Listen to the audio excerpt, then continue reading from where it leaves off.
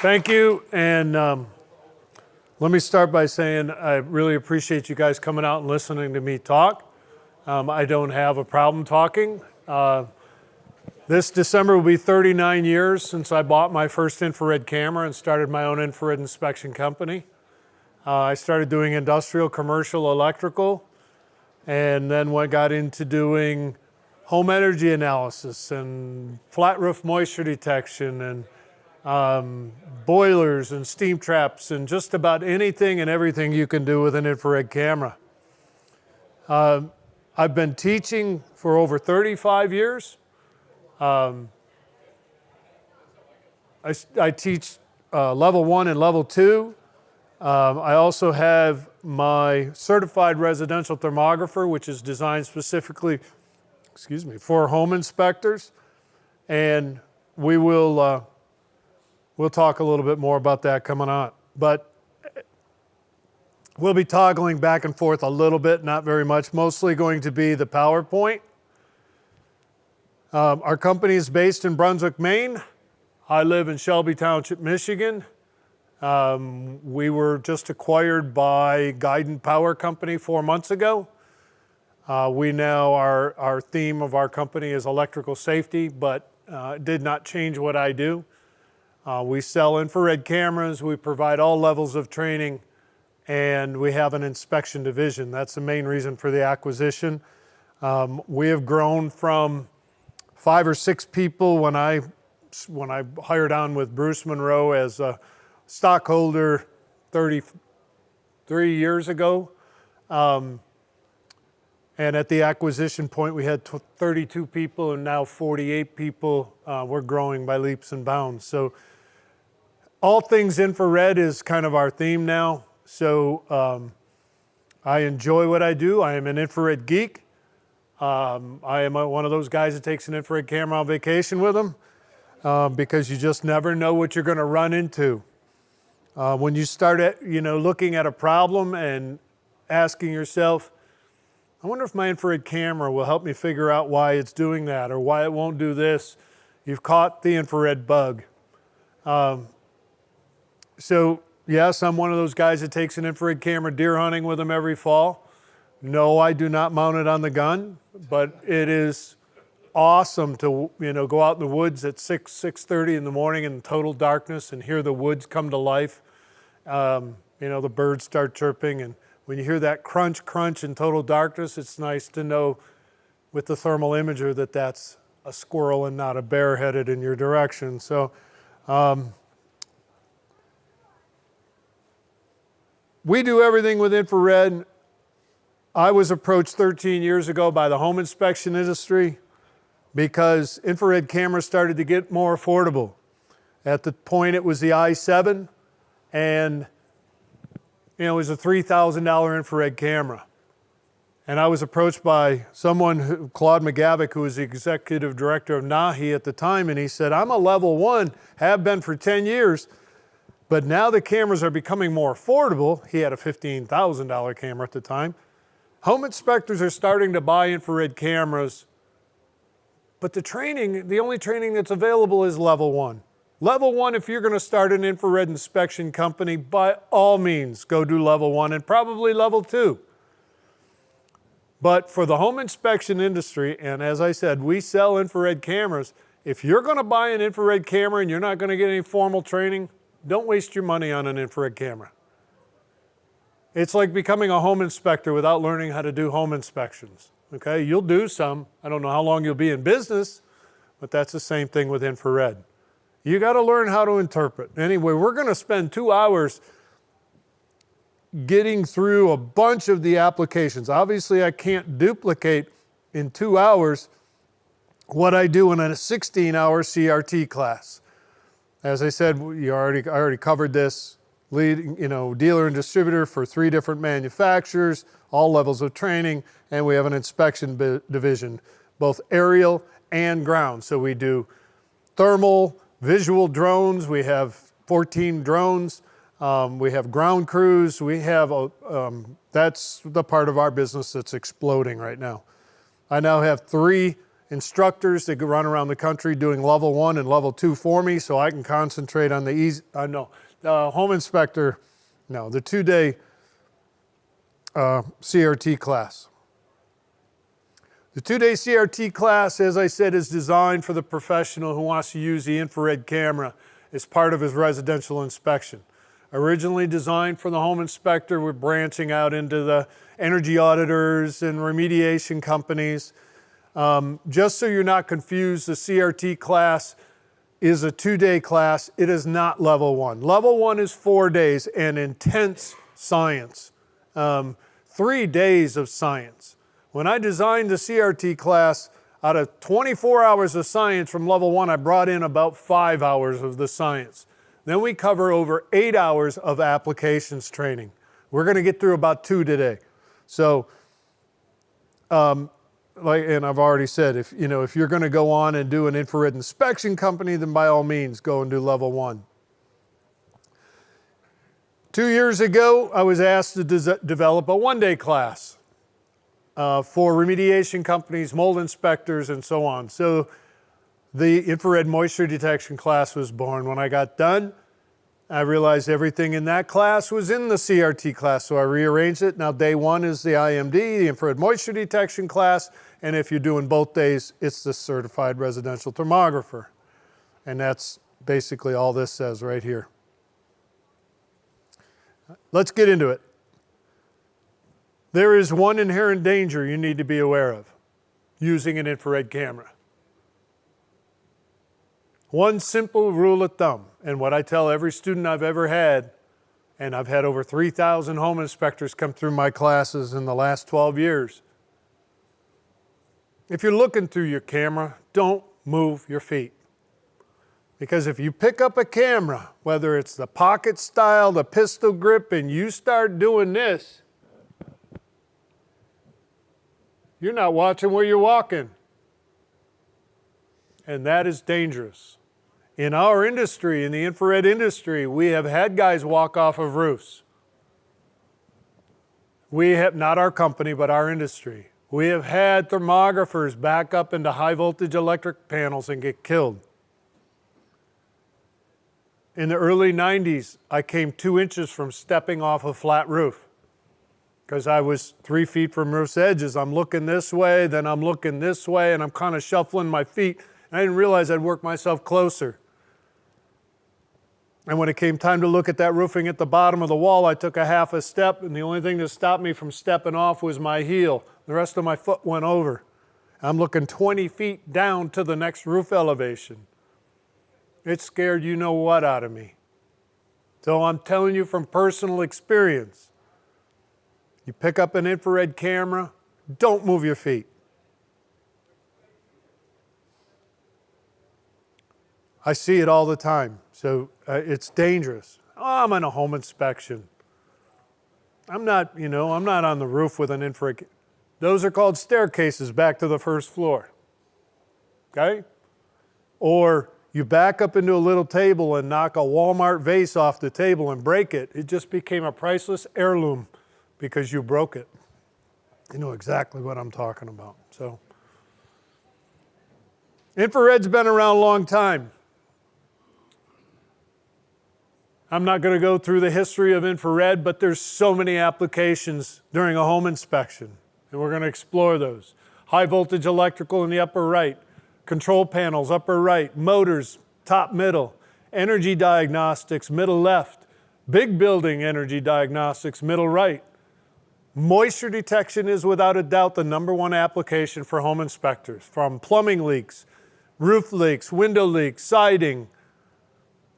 If it has plumbing, it will leak. That image was taken in an $800,000 2-year-old home. They had no idea it was in the walls. You all use moisture meters.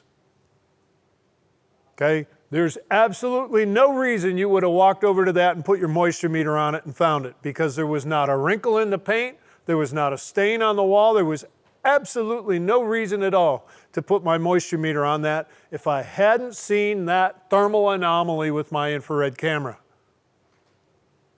So I walked over, I put the moisture meter on the wall next. I didn't say, I had 3 guys I'm training. I didn't say, it was one of those moments I want to say, holy, look at that. I didn't say anything. I walked over, I put my moisture meter on the wall next to it, took a reading. Then I put my moisture meter on the anomaly and it pegged my moisture meter. Now I know it's wet. Now I'm calling it out. Now I'm investigating further. Infrared at that point has done everything it can do. It found a thermal anomaly. It showed me what I could not see with my eyes.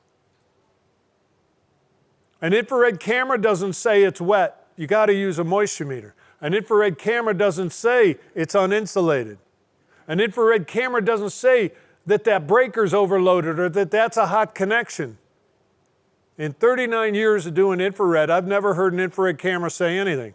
All right? It's a guy standing behind it that misinterprets the thermal image, that says stuff that's not true, standing behind the camera looking at the imager, that opens up his trap, misinterprets what he's looking at, that gets him in trouble. If you haven't heard the horror stories that are out there, and this is why training is so important.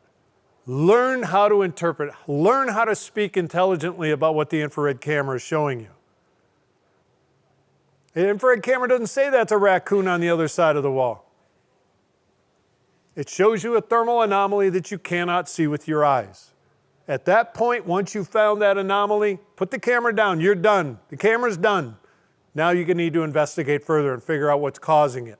Moisture meter helps me figure it out. In the lower right, I just thought it was cool. So, you know, a jet screaming across the sky. So, we're going to talk about the last image.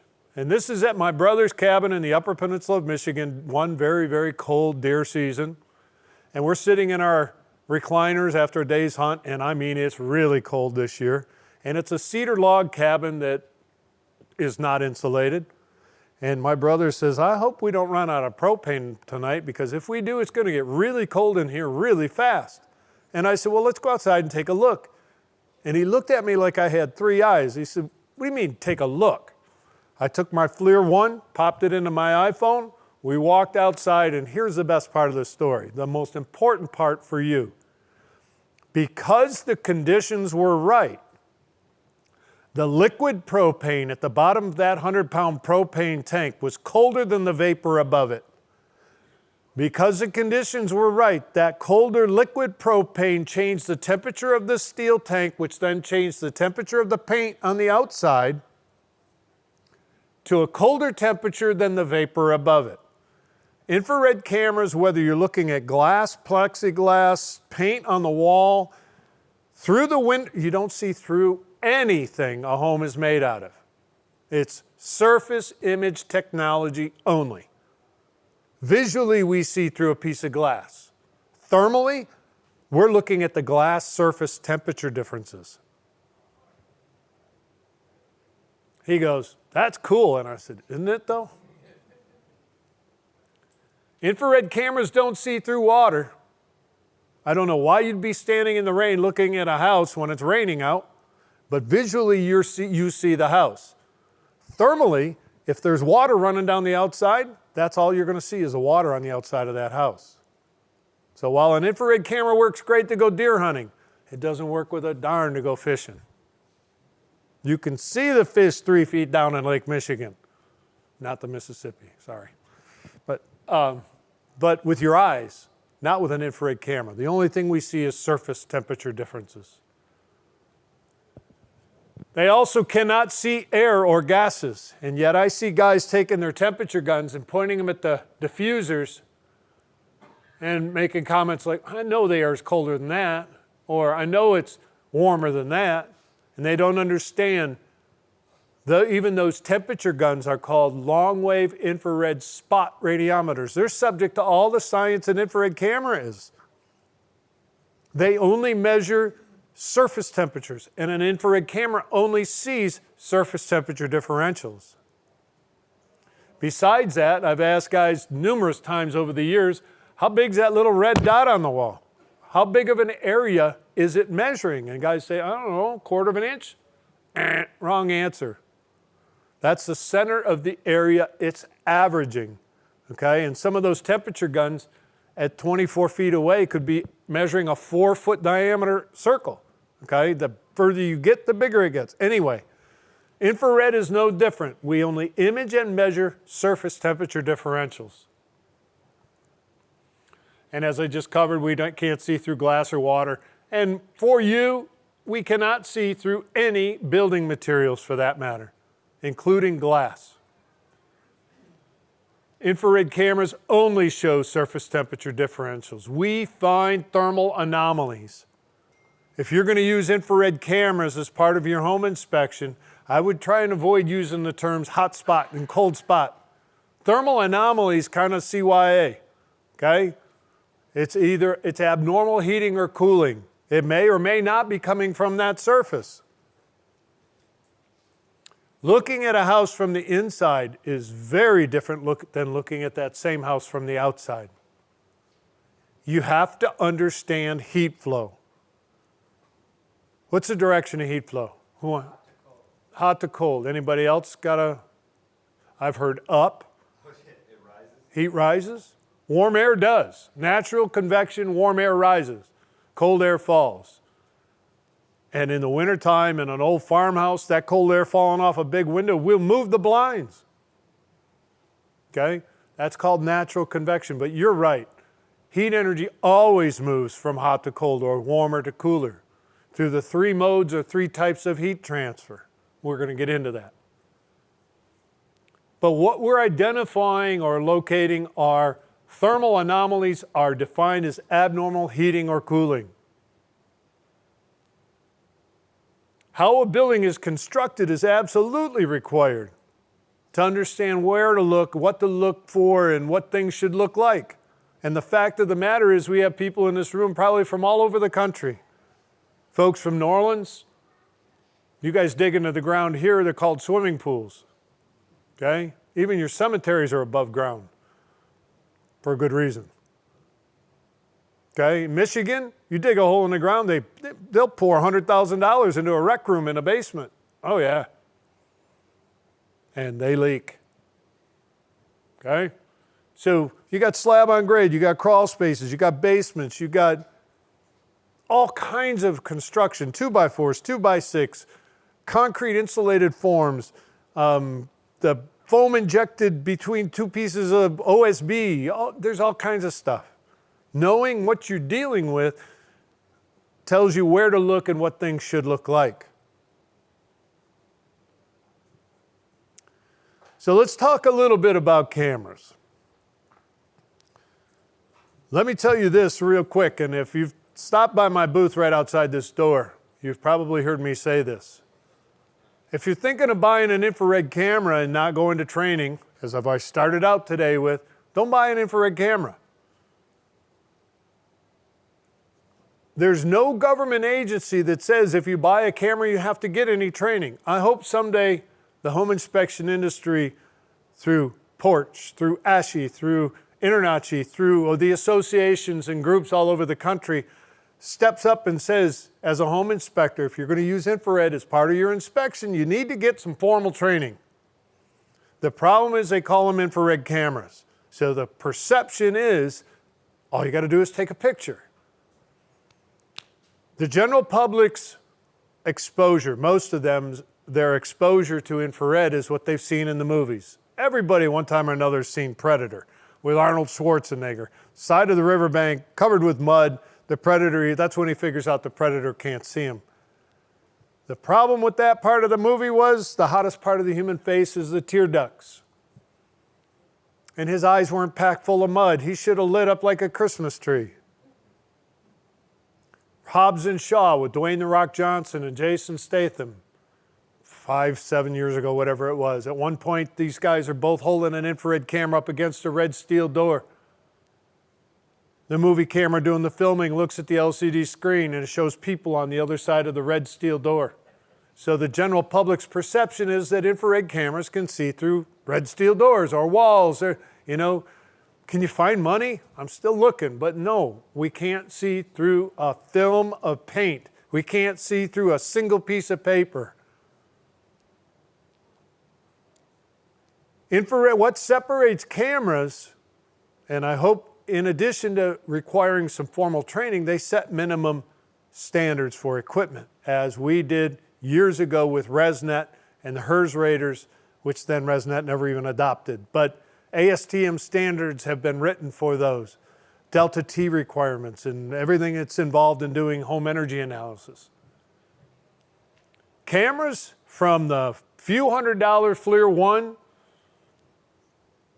$800 Pocket 2, $1,500, $3,000, $5,000. I got an $8,500 right here on the tripod, the E76. My commercial camera's a T865 from FLIR, is $33,000. You can get gas finder cameras that do see gases, 125 grand. I mean, they're all over the spectrum. What separates the cameras that building inspectors, yourself, home inspectors, energy auditors, everybody doing any kind of building inspections, the main three things that separate cameras are right here. Detector resolution, and it says not display resolution, often referred to as how many pixels makes up the image. In that case, the more pixels per square inch, the more detail you're going to get in your thermal image. Forever, my minimum recommendation has been the 160 by 120, which if you multiply 160 pixels wide, 120 pixels tall, you get 19,200 pixels. But it's quickly, it's still okay, but man, for only 100, 200, 300 bucks more, you can get a heck of a better camera. Anyway. But it's not just how many pixels makes up the picture, but how sensitive each pixel is to a temperature difference.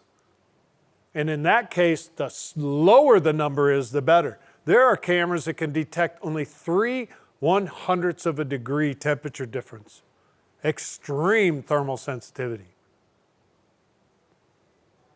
And then it's the lens that's on the camera. Those are the three most important characteristics for a home inspector.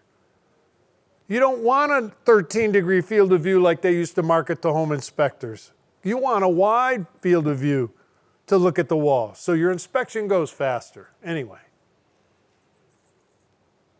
Everything emits heat. We see this heat in the form of electromagnetic waves. But those wavelengths follow the standard laws of heat exchange, conduction, convection, radiation. Heat energy does move from hot to cold through those three forms of heat transfer. The only form that goes through a roof deck, conductive heat transfer. The air blown out of a register, forced convection. Warm air rising, cold air falling, that's natural convection. The only thing we see with an infrared camera is infrared radiation. Your skin temperature is externally about 90 to 93 degrees, depending on your ambient temperature. That wall is 70 degrees. You are transferring your body heat to that wall through infrared radiation. Your engine, your body, is generating more heat, okay? But you're transferring your body heat to cooler surfaces around you. The only thing we see is the effect of conductive heat transfer, the effects of convective heat transfer, because those surface temperatures change, and then that surface radiates that temperature difference to my camera in the form of these electromagnetic waves. These waves transmit or pass through the atmosphere. They then transmit or pass through our magical lenses. Those are not glass. We don't see through glass. Those are germanium. Not geraniums, that's what you bought your mom at Christmas, okay? Germanium. Here's a couple of hints if you have a camera. Do not look at the sun unless you want a new camera, because you will ruin the detector beyond repair. You can look it up to about 1,000 degrees Fahrenheit. Some cameras, I have one that'll look up things up to 3,600 degrees, but the standard cameras that home inspectors buy do not exceed 1,000 degrees. Don't watch anybody arc weld, 3,600 degrees. If you look at the lens and it's dirty, it should be cleaned. Don't and wipe it with your t-shirt, okay? They're commercial grade lens cleaning solution and a cotton ball. or they call it cotton wool, but it's a cotton ball. Or it's got at least 30% isopropyl alcohol. Anyway, look at your manuals or give me a call. I can honestly tell you in 39 years, I've not cleaned a lens 6 times. Now in here, there's one thing, but in a plant, or doing an inspection, if I'm not looking through the camera at something, another good habit to get into, put the lens cap back on the camera. Keeps fingers off of it, dirt off of it, keeps you from looking at anything too hot accidentally. Anyway, there's the conduction, convection, radiation. We go into those in depth. Whether or not you're measuring temperature or not, you have to understand emissivity. Emissivity, the big E, is the single most important concept to get your head wrapped around when doing infrared. Whether you're measuring temperatures or just doing qualitative imaging, using the infrared camera to find the thermal anomaly, the emissivity of a surface is measured as how well does that surface emit or radiate heat. The higher the emissivity, like human skin, the more it radiates. A bare wood roof deck has high emissivity, and I'm not telling you anything you don't know. Attics get hot in the summertime. LP's Tech Shield, have you seen it? It's roof deck with aluminum foil facing the attic side. The roof deck doesn't get any hotter, but the attic is 20 to 30 degrees cooler. I know I sound like a LP Tech Shield salesman, but the stuff works. And I have home inspectors all over the country swearing by it. And if you decrease the temperature difference from in the house to in the attic, from 75 instead of 140 in the attic, it's now only 110 in the attic. You decrease the temperature difference, you decrease the heat transfer, you reduce your energy costs.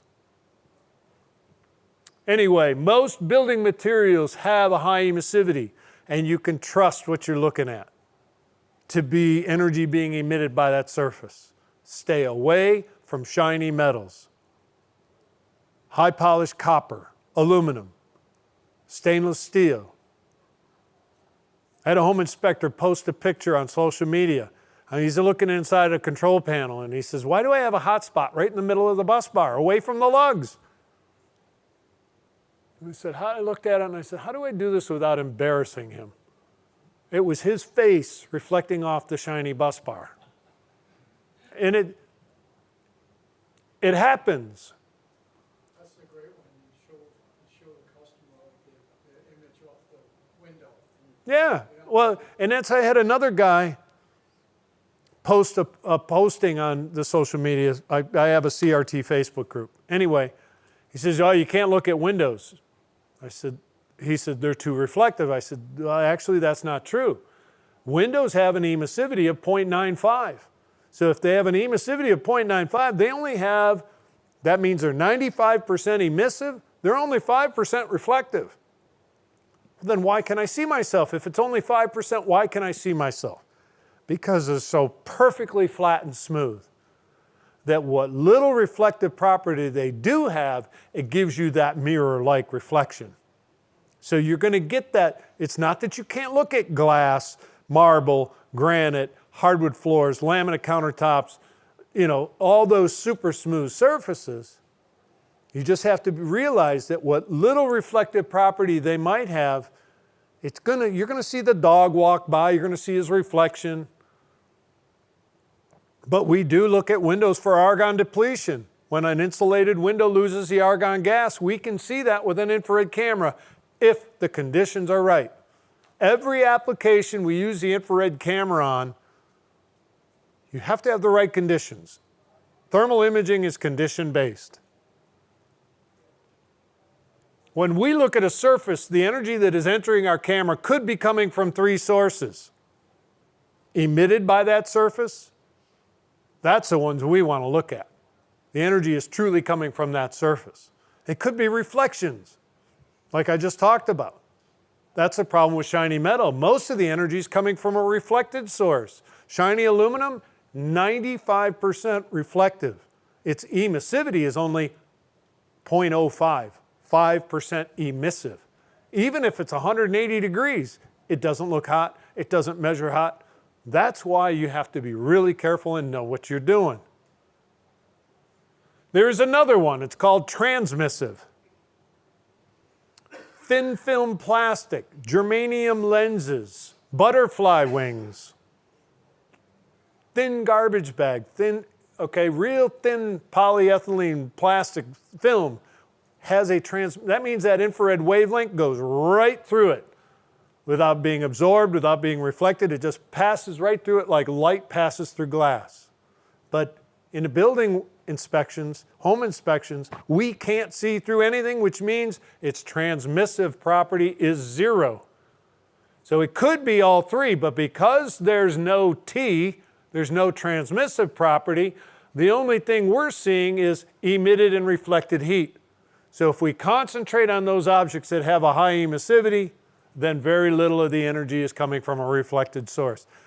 Fortunately, 80 to 90% of the surfaces we're going to look at are painted, or wood, or plastic, which means you don't have to worry about reflections. Vinyl wallpaper, carpet, those all have really high emissivity and you're going to get a good picture. When you're looking at an object, you're seeing all the energy coming from that surface. It could be, we want to concentrate on those objects that have a high emissivity, and therefore most of the energy we're seeing is actually being emitted by the surface and very little coming from a reflected source. There's one way to tell. Put a piece of electrical tape on it, because electrical tape has a known emissivity of 0.95. Okay? If you put a piece of electrical tape on a warm motor and the electrical tape disappears, then you know the paint around that electrical tape has the same emissivity as the electrical tape, or really close to it. If you put the electrical tape on a warm surface that you can touch without hurting yourself, and the only thing that looks warm is the electrical tape, then you know the surface around it has an emissivity very different than that of the electrical tape. Do not place a piece of electrical tape on live electrical components. They call that Darwin's theory of natural selection when you start reaching out and touching live electrical gear. Okay? Here's my piece of Tupperware from a training class. I got a thermometer in hot water. Plastic has a high emissivity. It gives me a nice true picture of the water level. Okay, it's 141 degrees. On the left is that foil tape you seal ductwork with. It's aluminum foil with glue on it. You know that below water level, that foil's the same temperature as that plastic. Yet because it's so reflective, it's 140 degrees. It looks cold. I cannot see qualitatively the water level, and quantitatively the temperature reading is nowhere even close. And that's the problem with shiny metals. Finding the anomaly, whether it's electrical, mechanical, building, whatever, finding the thermal anomaly is qualitative. And in a lot of applications in a home inspection, that's as far as you need to go, finding it. If you're then asking yourself, yeah, but how hot is it? Or you're assigning temperature measurement, that's quantitative thermography. You're quantifying how hot is hot or how cold is cold. That gets a little bit trickier. So and I don't care if you learn how to measure and enter emissivity, reflected temperature, and all those measurement parameters, you cannot say that object is 98.6 degrees.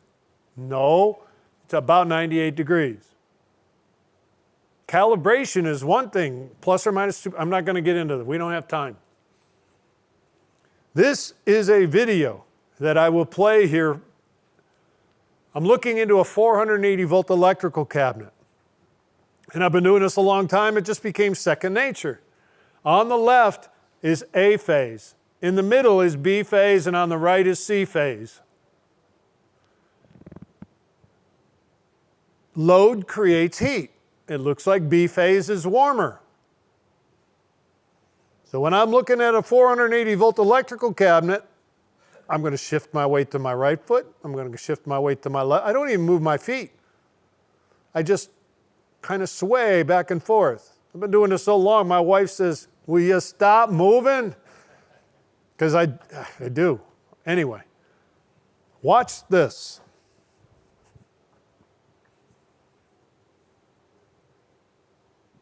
And watch the heat, okay?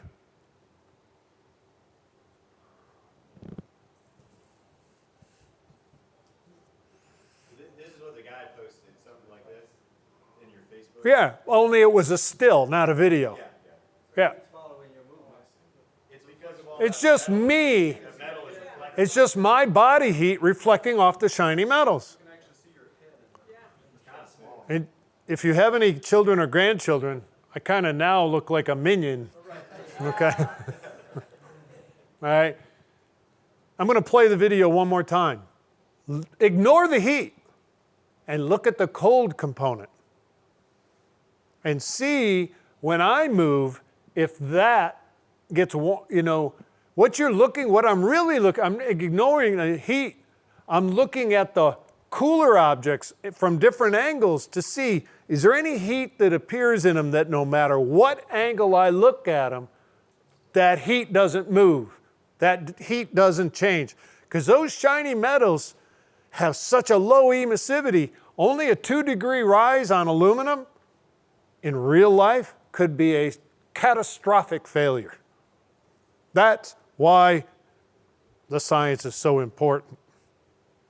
But you will see that when I play this video again,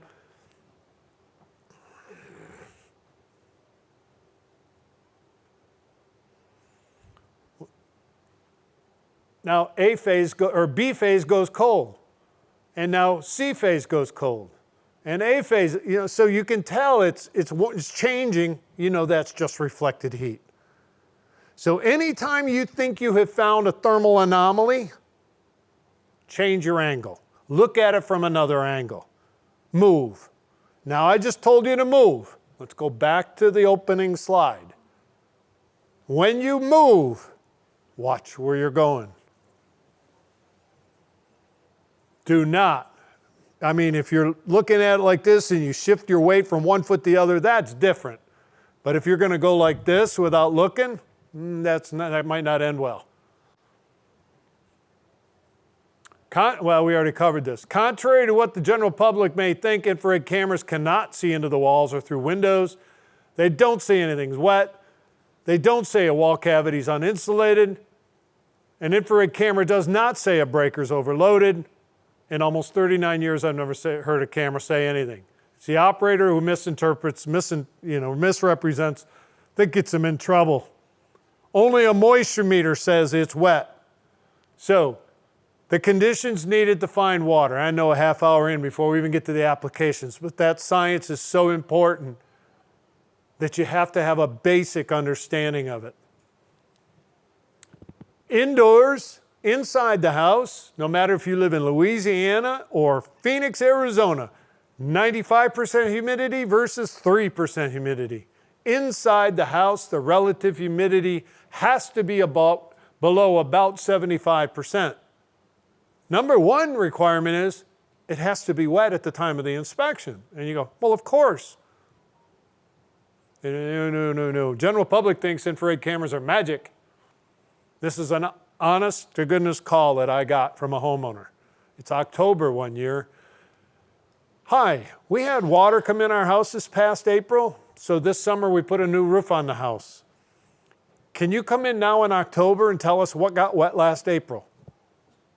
Not if it's not wet today, okay? You guys all have the verbiage in your contract that a visual inspection, you're doing that inspection under the conditions found. It's a snapshot in time. It's the conditions found the day of the inspection, not a week ago and not a month from now, okay? It's today, under the conditions found today. That's why you need to become the home inspector weatherman. When's the last time it rained outside?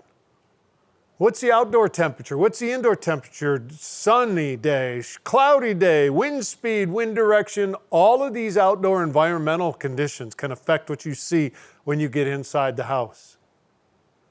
and you need to be aware of them. Inside, if we have humidity below 75%, then we have what is called the evaporative cooling effect. If a building component is wet, that water should be evaporating from that surface. And as water evaporates from a surface, it cools that surface off. At first, when I learned this years ago, it was like, if I pour warm water on the carpet, I'm going to see it warm until it gets the same temperature as the carpet. Then it's going to go away. It does for about that long. And then because of evaporation, it gets cooler than the carpet. How long is it going to show up? As long as it's wet. As long as you have the evaporative cooling effect.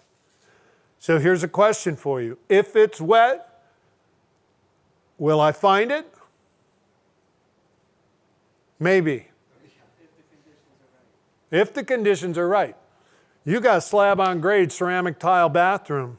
Water gets under the tile. What's going to cause that water to be any temperature different? There's no evaporation. You're not over a crawl space or a basement. It's not. It's not that an infrared camera replaces a moisture meter.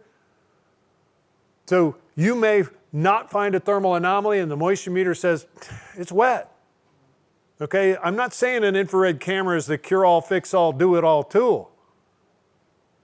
I think you'll find it is one of the most valuable tools.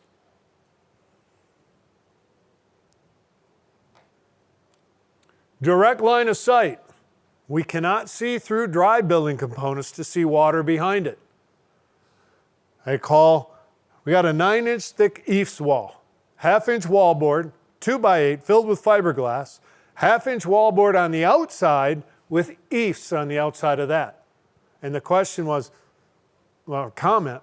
Well, it was a question. I'm looking at the paint on the inside. I should be able to see where the eaves is leaking water into the wall on the outside, right? Only if the water's going through the eaves, through the wallboard, through all 7.5 inches of fiberglass, and getting that interior piece of wallboard wet from the back side.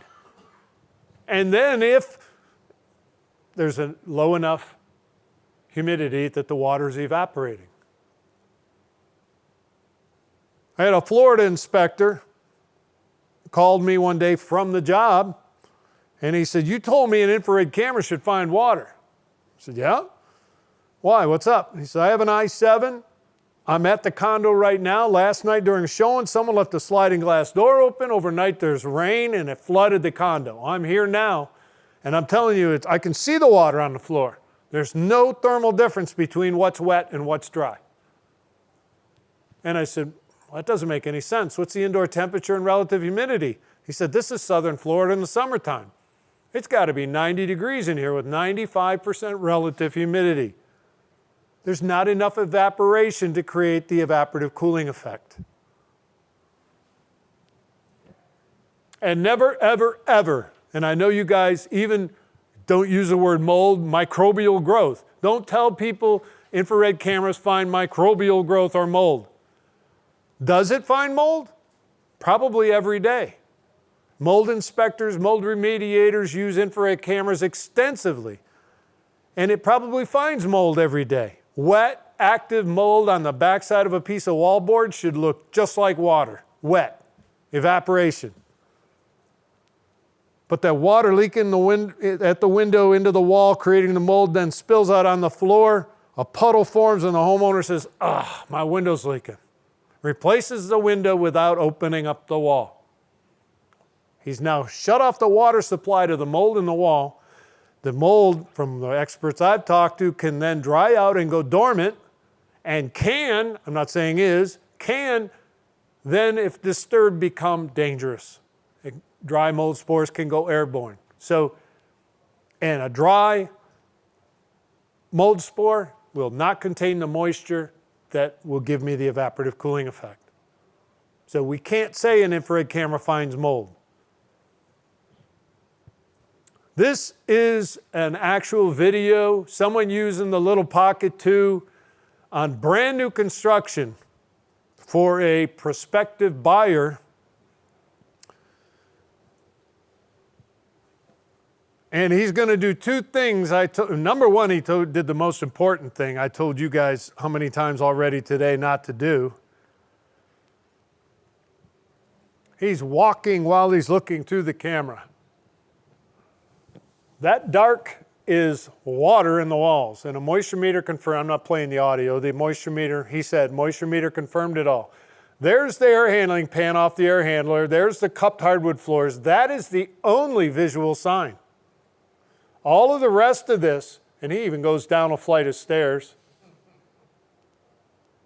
All the rest of this is totally invisible.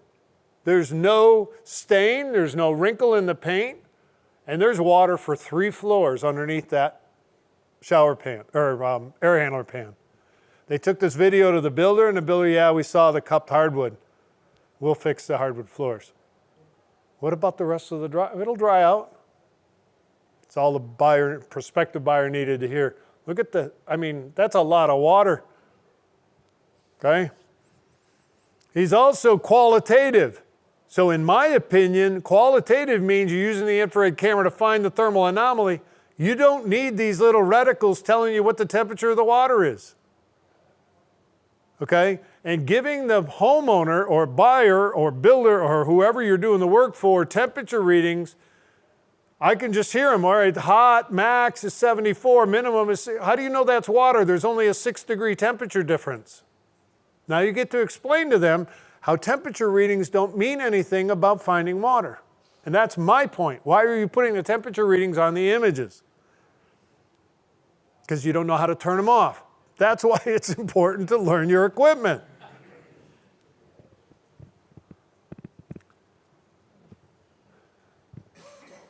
Bob Pearson with Allen Insurance, now with Inspector Pro. Been using this image forever for his presentations for home inspectors.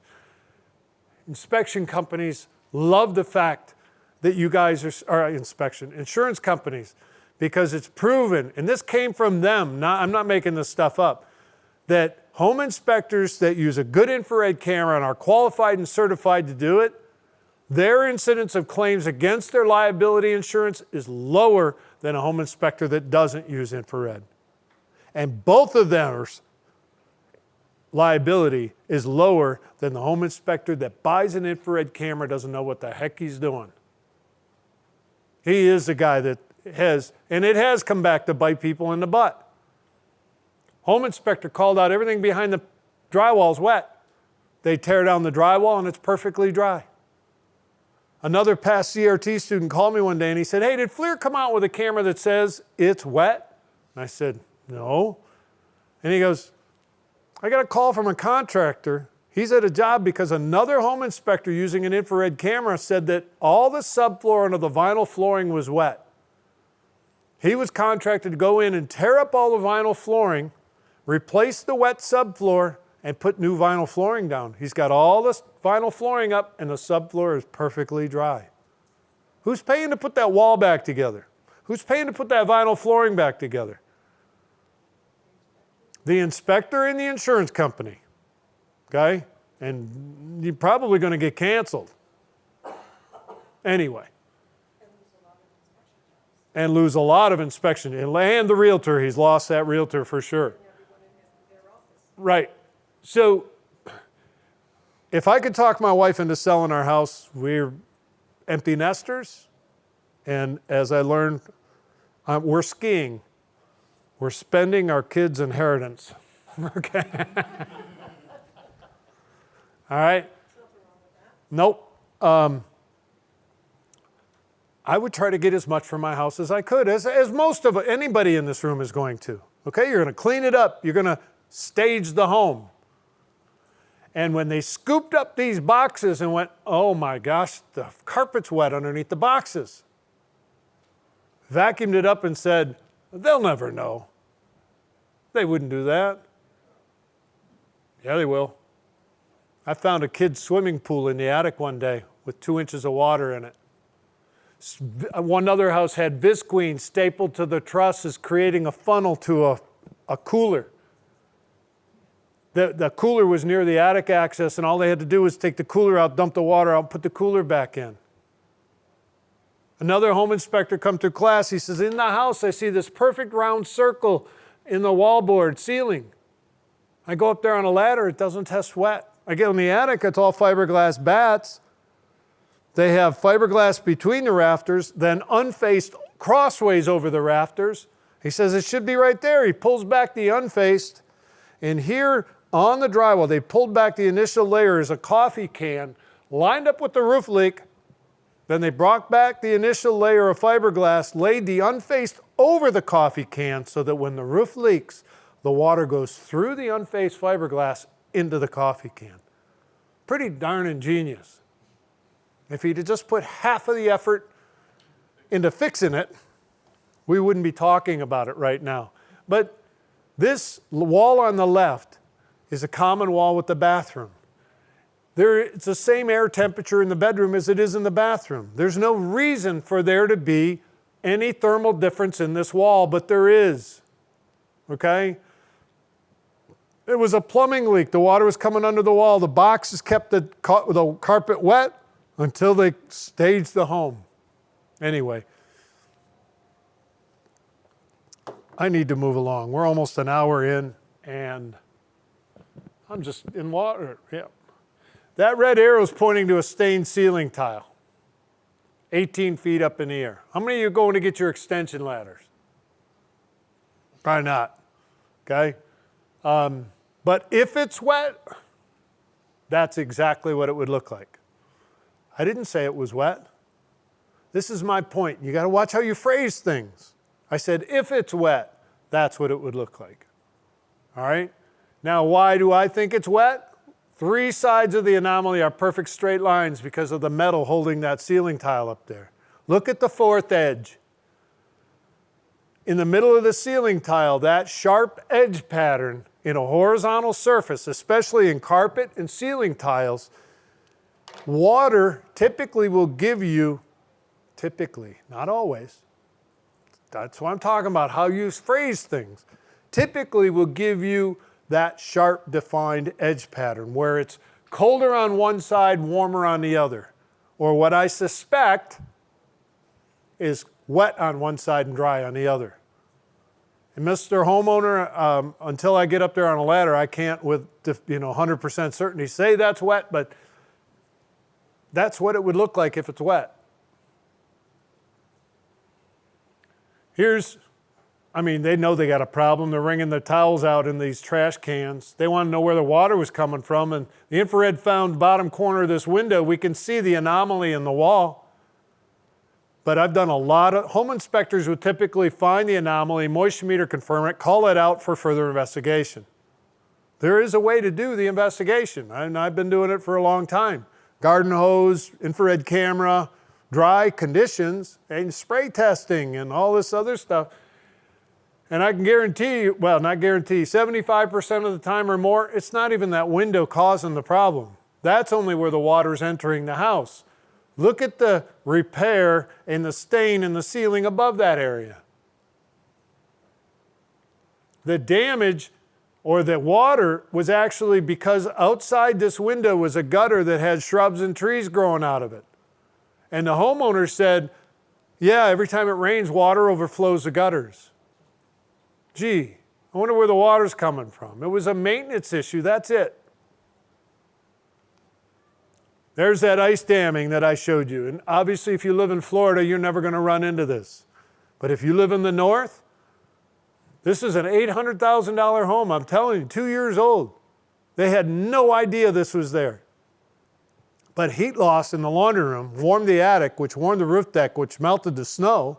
Then the water runs down the warm shingles till it hits a cold gutter and freezes. And that process continued. When we went outside, the ice was 2 inches higher than the top edge of the gutter. So now as the water comes down the warm shingles, it hits this ice block, it dams up behind the ice and backed up under the shingles. And shame on them for no ice and water shield, but it came down in the exterior wall. Mark Kramer sent me this one. He showed up, the hole was already cut, The light colored purple was there. He goes up, oh yeah, the plumber was here, he fixed it. You're all set. He goes up, runs the toilet, flushes the toilet, shower, bathtub, all that. Comes back half hour later. All the blue and dark black and all that is all fresh, cold water dripping on the ceiling from above. So he may have fixed one of the leaks, but it's still leaking. That's why I recommend when you're doing your home inspection, look at those ceilings under those bathrooms before you start running the water. Establish your baseline. Then go flush the toilet, do what you're going to do, run the shower. Give it a half hour for the water. If it drips through the shower pan onto the ceiling below, give it a half hour for that evaporation to create the temperature difference on the top side that will transfer through conductive heat transfer through the wallboard and show up on the painted side. And guys tell me they find it all the time. Air conditioner. Condensate pan was leaking. Again, there's that edge pattern to the puddle of water in the carpet. Look at the side of the air conditioner where it's drawing room air at the bottom and blowing out cold air at the top. There's a big temperature difference even in the gray shade from what's warmer to what's colder, but there's no edge. BJ up in Jacksonville, Florida. I think they were remodeling and ran into some soft wallboard. See how it's not as pronounced? He said his cheap camera didn't find it. He had to use his better camera to find it. One with better resolution and better thermal sensitivity. And this is the value of the MSX and the FLIR and the Fusion and the Hike Micros and the blending in the Photrix, and where they're blending or mixing the infrared with the visual. You can see the legs of the table and the puzzle pieces and the cables in the power strip right in the middle of the puddle. This poor lady sits at this this table every day doing her puzzles and watching TV, had no idea there was a plumbing leak behind that wall in the bathroom coming under the wall. Christopher Stinnett in Phoenix, Arizona. He's using a FLIR E8. Slab on grade. I think they call this the new form of radiant heating system. No, it's not. But he said for no reason at all, there is a warm, I think that's linoleum on the concrete. He goes out in the hallway leading to the mechanical room and he sees that warm spot going through the hallway, right through into the mechanical room, right to the water heater. He's got an under slab hot water line leaking. He went outside, and that's what they call grass out in Arizona, artificial turf. He pulls back the artificial turf, and even in the red soil underneath there, you can see the hot water coming out underneath the slab. Pitched roofs, still talking about water. Most homes have a pitched roof on them. I've never been able to look at whether it's builder grade asphalt or architectural or metal roof or tile roof or whatever. Looking at it from the outside doesn't tell me anything, but I can tell you firsthand, I had it in my own house, you go in the attic and look up at that roof deck, and almost any time of day, the wet roof deck and the dry roof deck, especially when the sun is shining on it, the wet and dry will be a different temperature. Now, and it would look just like a ceiling leak underneath, just that puddle effect. Now, in residential homes, you occasionally have a flat roof on it. Maybe it's a porch. Now, in residential, I classify them into two categories: residential grade flat roofs and commercial grade flat roofs. A residential grade flat roof, you have joists on 16 or 24 inches on center, plywood deck on top, membrane on top of that. You got your wallboard or lath and plaster attached to the bottom. Any insulation sits on the wallboard or lath and plaster. When that type of a roof leaks, the water gets under the membrane, onto the plywood. Those are typically 4x8 sheets of plywood. The water will run across the plywood till it hits the gap between boards, then it drips through the insulation onto the ceiling below. So the residential grade flat roofs are typically done from the underneath side, and they can look like that. Now I consolidated because this happened to be a pitched roof that Mark told me that when he got in the attic, there was no sign whatsoever on the attic side, no insulation above the garage that there was a water leak in the roof, yet he found it in the garage ceiling next to the attic and the whole house vacuum cleaner system. And when he got in the attic, there's no sign on the floor of the attic. He looked up and he could see the stained roof deck where the water was coming in. Any guys from the north? Yep. Radiant heating systems occasionally. The most comfortable heating system you'll ever.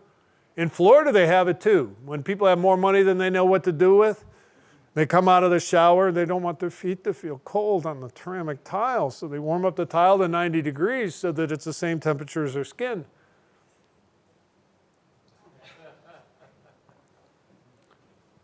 You have, on the left, in-house radiant heating system. You have a boiler heats the water up to 120 degrees, and a pump moves that warmed water through a closed piping system, then brings it back to the holding tank to be reheated. Oh, it's a great, and any infrared camera will work great for this. In the cold climates, when people have more money than they know what to do with, they will put it in their driveways. It's called a snow melt system. Okay? Apparently, Bill Gates owns a big ranch in Bozeman, Montana. And I know a home inspector out there, he says he's here maybe 2 or 3 weeks a year. And we can have feet worth of snow.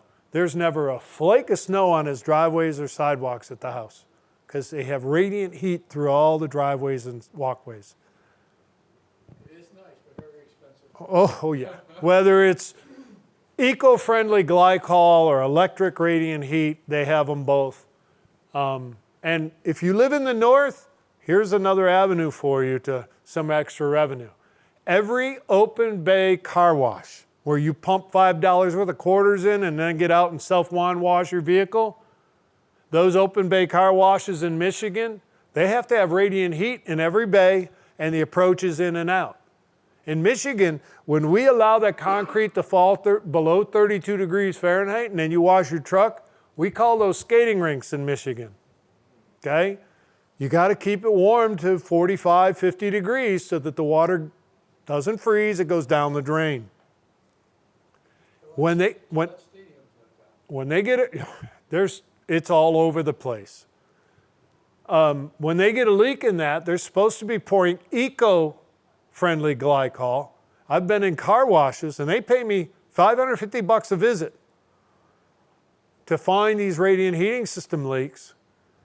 They have gallons of automotive antifreeze on because it's cheaper than the eco-friendly, but they're pouring automotive antifreeze in the holding tank instead of the eco-friendly glycol, which is what they're supposed to use. Anyway, is that what a leak looks like? No. Anytime you're doing any inspection for any application, when you find a thermal anomaly, not only do you do this, look at it from another angle, bring the camera down, look at it with your eyes, bring the camera up, look at it again, look at it with your eyes, then the camera, then your eyes. Compare what you see thermally to what you see visually.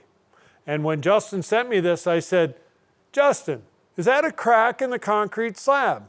He said, yeah, it is. Do you think that's a leak in the corner? And I said, well, no. Number one, if it's leaking hot water, it's going to be hot, not cold. The way a radiant heating system works is the water travels the hot water lines, okay, those pipes. They're embedded midway on a 4-inch slab of concrete. So the pipe gets hot, then it conducts the heat from the pipe into the concrete through conductive heat transfer. The minute you have a hairline crack, you've broken the conductive heat transfer. Even if it's a 64th of an inch hairline crack, those molecules are no longer touching. You're no longer transferring the heat from the warmer concrete into the cooler because that hairline crack. Is that what a leak looks like? Not typically. That loop might just be closer to the surface. So I did, last car wash I did, they have this stainless steel plate screwed to the concrete slab. And I said, called the car wash owner over. I said, what's going on here? And he goes, he was so mad. He goes, when I built these, and he had a 7-bay car wash, very expensive. He said, the guy troweling out the cement is scraping the radiant tubes with this trowel. Didn't bother doing anything about it until after the concrete had cured. Then he tells me, oh, by the way, there's, all he had to do was call me over or push the tube back into the concrete. Now the concrete is cured with exposed tube. They screwed the stainless steel plate in to protect the exposed tube from traffic. This is what I would suspect a leak to look at. You shut the system down more than 24 hours, especially if they predict there's going to, or suspect a leak. You shut the system down, the concrete cools 4 or 5 degrees, then you turn the boiler on, and as the lines start to appear, they should appear evenly, as you can see in the background. And when all of a sudden one area gets real hot real fast, there's your anomaly. I don't put painter's tape on the floor, a big X, and say, there's your leak. Okay, there's the anomaly. It might be right there. It could be a few inches or a foot away, but see where it's the hottest? That's where I suspect the leak to originate. It gives them a place to get started. But only further destructive investigation will confirm the issue. I love that phrase. Energy. Now, I'm not going to go through all of this, again, because we're 40 minutes away, 50 minutes away from wrap up, but you have to have a temperature difference. When we sat and worked with ResNet to establish those conditions, John Snell, Barb Yankee, Brett Monroe, there's a lot of building professionals and infrared specialists that got together and came up with these standards. And since ASTM, the American Society for Test and Measurement, have published numbers for doing energy inspections. Whether they came first or it doesn't matter. And they will say, the ASTM standard says you must have an 18-degree Fahrenheit temperature difference from one side of the wall to the other. That is not air-to-air temperature. That's the paint on one side to the paint or whatever the outside is. That ensures you have heat flowing from the hot side or the warm side to the cold side. Whether that's inside out or outside in is immaterial. During the Obama administration and the ARRA funding, Americans for Recovery, whatever the heck ARRA stood for. Okay. They put $5 billion into the weatherization assistance programs across the country. They bought thousands of infrared cameras. The city of Chicago bought 150 cameras from me. One city. So I know it was thousands across the country. Hired people, blower doors, trucks. I mean, it was one of the only programs that realized and documented a complete return on investment. And then they pulled the rug out from underneath. Well, there's a whole bunch of cameras sitting on shelves somewhere. But besides that, they realized after they had all these people and cameras, they had no way to train them all. So I took 2 years I spent traveling the country doing weatherization assistance program training, and I learned firsthand, if you've got a good camera, you don't need 18 degrees. 8 or 9 degrees with a good camera is all you need to have from inside to out. But it should be for an extended, at minimum, 4 to 6 hours prior to doing the inspection. Don't crank the heat up to 85 degrees an hour before you do the inspection. All you're doing is flooding the walls with heat. Don't turn the air conditioning down to 55, because now the wall, inside wall, you can do that, but then you got to turn it down and let it dissipate into the walls. And beware of what's happening outside. Wind speed, solar loading, that's sunny day, cloudy day, windy day, all these weather conditions, raining and bushes and trees. For that reason and many others, the best work is done from the inside. Yes? So a morning such as this morning when it was 65, 68 degrees, first thing in the morning, Here, Yes. Of Baton Rouge. yeah, worst time of year is right now. Yeah, so you wouldn't really get. No. How about this afternoon? Oh, yeah. Well, what's this afternoon? What is it right, 2:30, quarter to 3 this afternoon? Yeah, it might be 85 outside, and if you got your air conditioning going. So it's time of year. So if you go in the morning at 8 o'clock in the morning and it's 70 inside and it's 50 outside, morning's the best time. But by 10 or 11 o'clock, it might be 75 inside and 75 outside. You pull up to a house and the windows are open and the door's open and it's 75 outside and it's 75 inside. Don't even take your camera out of the car for the energy inspection. I mean, you can use it for your home inspection for the other applications, but before you can get out of the vehicle, you can't say anything about the installation performance because you don't have a Delta T. In the heat of the summer, the best time is not first thing in the morning. It's later on in the afternoon. So now you're approaching 85, 90. They got the air conditioning going. 75 inside, 90 outside. Yeah, it works great. And again, I learned the hard way and learn from my mistakes. An infrared camera didn't say that wall was uninsulated, like I told that builder 35 years ago. I'm standing in a home. He hadn't even finished the house yet. And I said, look, that cavity has no insulation. And he goes, really? Grabs a hammer, busts a hole in the wall, pulled the drywall off the wall, and I think I did just what you did. There was insulation in that cavity that I just told him there wasn't. However, at fiberglass, craft face fiberglass, that instead of stapling the fiberglass to the face of the 2x4, they'd stapled it to the inside edge. That created an airspace between the insulation, on all of it, but that created an airspace between the insulation and the wallboard. Well, that one cavity didn't touch the top plate. So the air is allowed to travel freely between, when the wallboard was still there, travel freely between the insulation and the wallboard, and it rendered that cavity's insulation totally ineffective. And with the wallboard in place, it looked just like an uninsulated cavity. But I learned the hard way. He didn't make me pay for it, but I learned the hard way. An infrared camera didn't say that wall was uninsulated. I did, and I was wrong. And it could have cost me. It didn't, but it could have. And it never will, and it hasn't for 35 years. But it was still wrong. It was still wrong, and that's why he didn't make me pay for it. Right. An infrared camera displays a thermal anomaly. It appears to be uninsulated, but only further investigation will determine the cause and what should be done to correct the anomaly. I can't tell you how many times that applies to everything you do.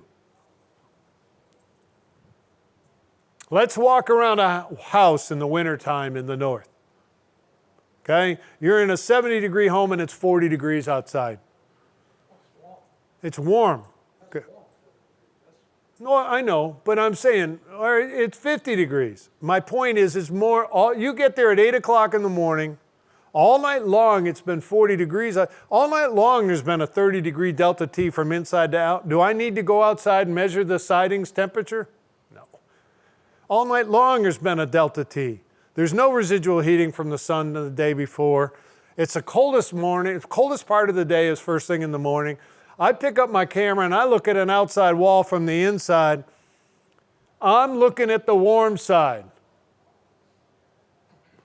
Properly performing insulation should appear warmer than the framing member. So all you got to do is figure out if you're on the warm side of the wall or the cold side of the wall. If you're on the warm side, properly performing insulation looks warmer than the framing member. Ignore the valance. There's the header over the window. There's the crown molding. Here's the telltale sign that's never proved me wrong on which way the heat's flowing. If I'm looking inside, and I know I'm on the warm side, but just to be sure the sun hasn't heated the other side up and reversed the heat flow. John Snell, who I took my initial training with a lifetime ago, did a study in Vermont in the wintertime. 20-degree air outside. The sun heated up the dark cedar shake shingle on a house to 140 degrees Fahrenheit in 20-degree air temperature. The solar loading is that intense. So if you're only thinking it's 70 inside and 20 out, you're going to misinterpret, because the sun had that siding so hot, the heat flow was actually from the outside in at those points, not inside out. Wall board's an insulator. 2x4s are an insulator. Headers are an insulator. Insulation's an insulator. Screws and nails are not insulators, they're conductors. Okay? They move that heat faster than anything that wall's made out of. And if I'm on the warm side and I see cold screws or cold nails, I know it's colder outside. If I see hot nails, I know the sun's making that outside hot and it's coming in. Or it's summertime in the afternoon and those nails are hot. Because they're going to move that heat from the hot side to the cooler side faster than anything that wall's made out of. Now, am I the deal killer? Do I know there's no insulation in those 3 spots? No. It might be fiberglass. It might have just got pushed in and there's an airspace between the insulation. And I've told the client, you got to realize, ma'am, I'm using a good infrared camera. I want to find every deficiency, and there are going to be some that will not make economic sense to fix. You hire somebody. You're not a do-it-yourselfer. You hire somebody to drill holes and dense pack and patch and paint. They're not going to touch that for less than $500. You'll never get that money back through energy savings. So you got to be careful. You know, don't be the alarmist. Oh my gosh, you got a gap in your insulation next to the, yeah, so what? This is the kind of stuff you're looking for. Big areas where the insulation appears to not even exist. Wintertime in Michigan, and I look at an exterior wall, and the 2x4 is warmer than the cavity. I cannot determine the R value with just an infrared camera. But I can get to an effective R value because I know the R value of a 2x4 to be 1 per inch. So a 2x4 has an R value of about R4. And if the 2x4 is insulating that wall better than the cavity, then the effective R value of that cavity is less than an R4. Or if there's any insulation in that cavity, it's not performing as it's designed to perform.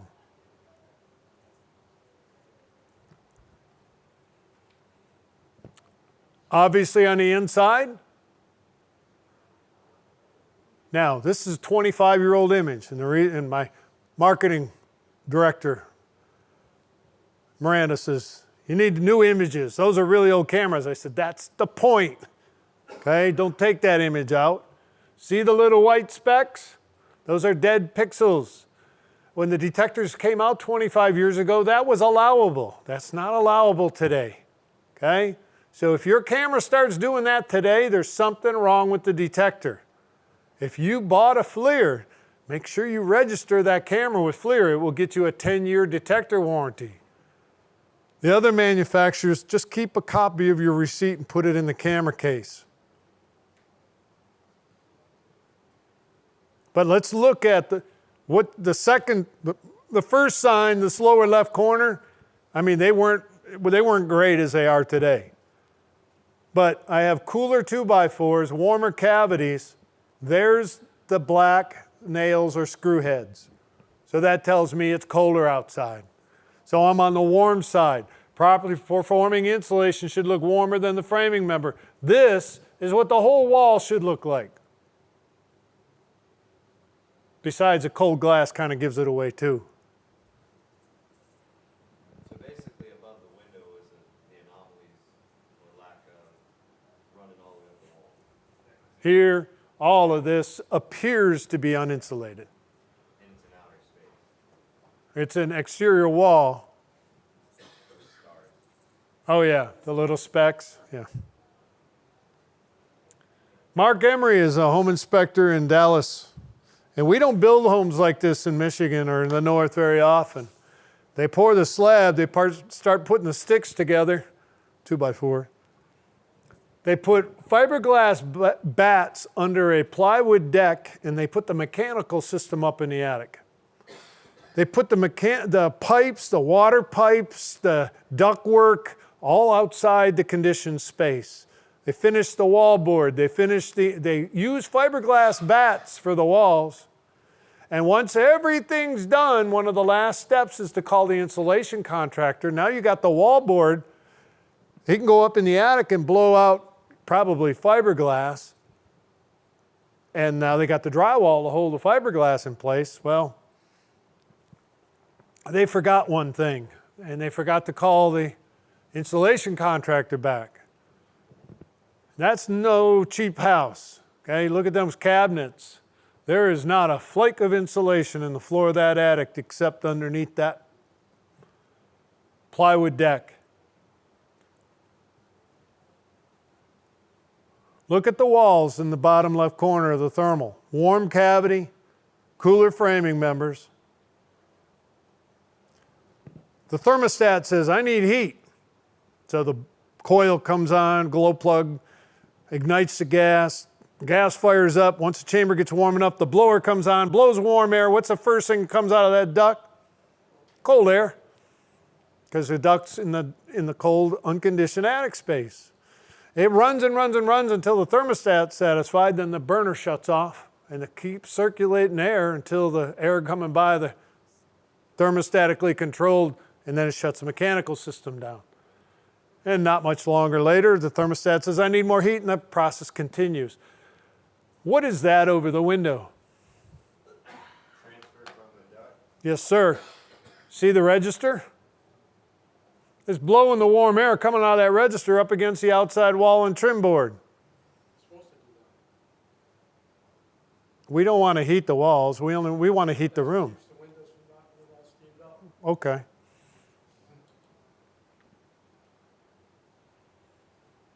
Let's flip the conditions. Now I'm in an air-conditioned home and it's hot outside.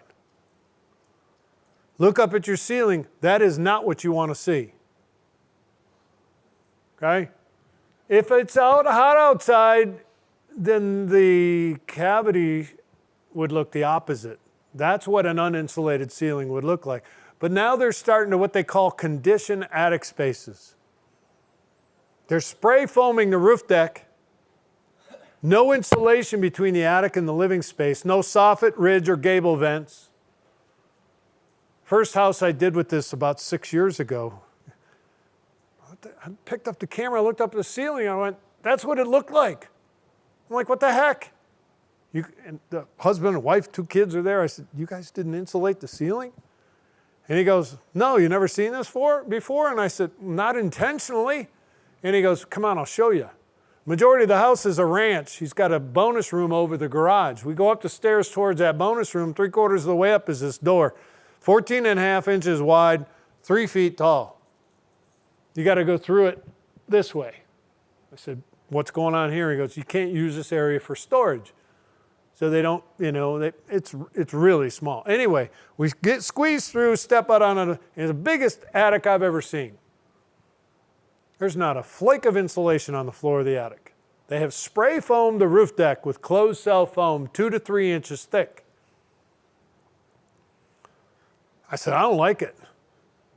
He goes, I know, they call this a conditioned attic. I said, conditioned, where's the supply and the returns? No. There's a calculation. So many linear feet of supply and so many linear feet of returns. The duct leakage is enough to condition the space. And I went, not if the ductwork's done right. It doesn't leak. That's a whole nother discussion. We won't go there. But I pick up the camera and I look at the roof deck, and yeah, where the spray foam was 2 inches thick, it was a little warmer than where it was. Overall, it looked all right. But he says, this is the tightest house I've ever tested. I go back downstairs, it's driving me crazy. 2,200 square foot. I asked the homeowner, I says, excuse me, sir, would you mind me asking? Because his home's about the same size as mine up in Michigan. It's August. I said, how much was last month's air conditioning bill? He goes, I don't know, I only have 1 electric meter. I So it was everything. It was my air conditioning, it was the lights, cooking, it was everything. Last month was $78. My jaw about hit the ground again because my same air conditioning bill was $200 for the same time period. So while it works economically, that money he's saving, he better be putting it in the bank account, because when that roof leaks, not if, when that roof leaks, closed cell spray foam is like a styrofoam cooler or a styrofoam coffee cup. It's impervious to water. Water gets under that membrane, underneath that tar paper and into that deck, it's going to rot that roof deck out. I had a guy in class raise his hand, he goes, "We just chased one. Brand new construction. It rains, there's water coming out of the soffits. We got to tear off the roofing system. Shingles, roof deck, sprayed in place foam, all the way back to the ridge till we found out where it was coming in at."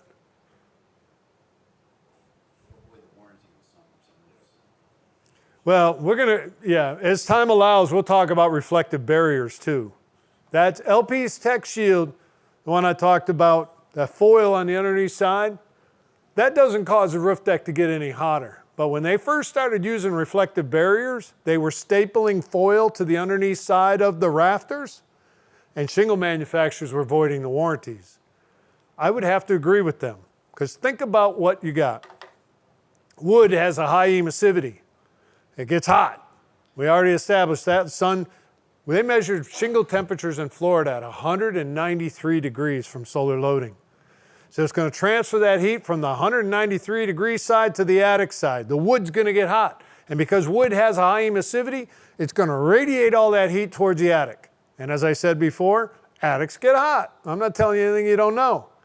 But instead of heating the whole attic up, 5.5 to 7.5 inches away, you're going to staple a reflective barrier on there, and you're going to reflect all that heat back towards the roof deck. You're going to trap all that heat in this little chamber. You better have continuous soffit and extreme, and continuous and extreme ridge vent to whatever heat is trapped in there to ventilate that out through the roof deck. I don't like it. So you're saying that's more dangerous than the foil-faced roof deck? Correct. Yes. The foil face does not cause the roof deck itself to get any hotter. You've created, when you have wood radiating the energy towards the attic, but instead of heating the whole attic up, you put a piece of foil and reflect that heat. You've created an infrared oven, okay? You're radiating the heat into the attic, but instead of heating the whole attic up, you're reflecting 95% of that heat back to the attic deck. You're trapping it between the roof deck and the foil. And it will create an infrared oven. It will get hotter than it normally would. Had a new construction, less than a year old, cooked the roof like it was 30 years old. I don't doubt it at all. The house across the street from me in my subdivision, the house was 10 years old, and their shingles were all curled up because, like you say, it cooked the shingles. They had nowhere near the right amount of ventilation in 1995 when these houses were built. So the attics get way too hot. First thing I did that first summer I moved in is I doubled the soffit vent, and I brought in a roofing guy who cut more ridge vents in. They had anyway, we don't have time. No, that's not a scope on a rifle. Yes, I want one, but no. Robert sent me this, and that deer mount is hanging on a wall. There's an attic behind that. And he sent me this picture, and he says, "Bill, you think there's any insulation in that wall?" And I said, "None at all. It appears to be uninsulated. It's not that some look good and some look bad. They're all hot. They all look bad." There's the LP Tech Shield. Now I'm working with that builder in Roanoke. And this time he's with me, and we just got done going through the whole first floor. It's 75 in the house. It's 90 degrees outside. We're on the cool side. Looking at the exterior wall, I'm explaining to him see how the cavity looks cooler than the framing member? And he's starting to understand it. Oh yeah, we're on the cool side, so the insulation looks cooler. That makes sense. Okay. We go up to the second floor. At the end of the hallway is an exterior door. When he opens up the door, we are looking in the attic, and he has this LP's tech shield on the roof deck. And I lift up the camera and show it to him, and he goes, oh, I almost didn't put that on the roof deck because it was $2.60 more per 4x8 sheet. But look at how cold the roof deck is. And before I can explain, he takes the back of his hand on that foil and goes, all right, now I don't understand. How can it be hot but look cold? And you all, because of the hour-and-a-half training, should be able to explain that. Because of the low emissivity and high reflectivity of the aluminum foil, even though it's hot, it's reflecting the cooler attic temperatures back in. Okay? It's hot foil. It's 140 to 150 degree foil on those really hot, maybe not this one, but you get my point. This is his body heat reflecting off of the foil back into my infrared camera. The letters, LP Tech Shield, were painted on. The paint has a higher emissivity. It radiates more of the true temperature of the roof deck than the foil does because of the shiny metal reflecting. Air infiltration, hot air coming in. We don't see the air, but we're seeing is the effect that that hot air is having on the building components.